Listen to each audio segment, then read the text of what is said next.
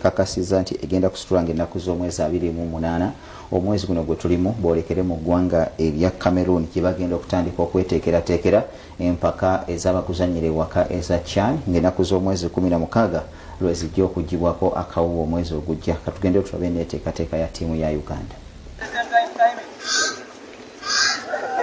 Tiimu y'eggwanga ey'omupiira ogw'ebigere ya The Cranes ey'abazannyi abazannyira awaka eyingidde olunaku olwokuna ng'etendekebwa nga yeetegekera empaka za Afrika ez'abazannyi abazannyira awaka eza CHAN ezigenda okubeera mu ggwanga erya Cameroon. Okutendekebwa ekwera mu kiseera kya Philip Omondi Stadium e Lugogo wansi w'omutendesi Jonathan McKinstry ng'ayambibwako omumyuka wa Abdallah Mubiru. Omutendesi Jonathan McKinstry asuubira okusalako abazannyi 3 ku bazannyi 28 be yayita nga bano bagenda okwesa mu mpaka zino.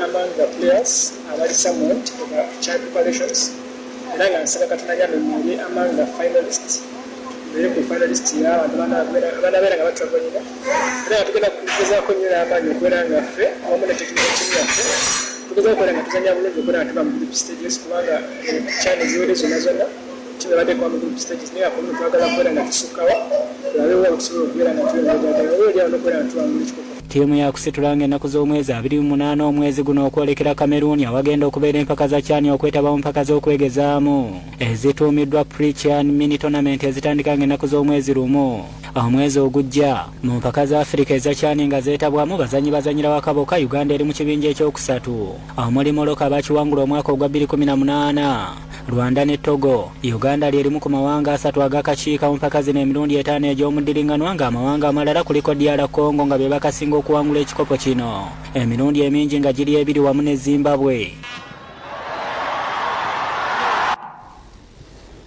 Nga tugenzeeko ebweru w'eggwanga, club ya Manchester United yeesoze oluzannya oluddiriro lw'akamalirizo oba oyinza okuyita olwa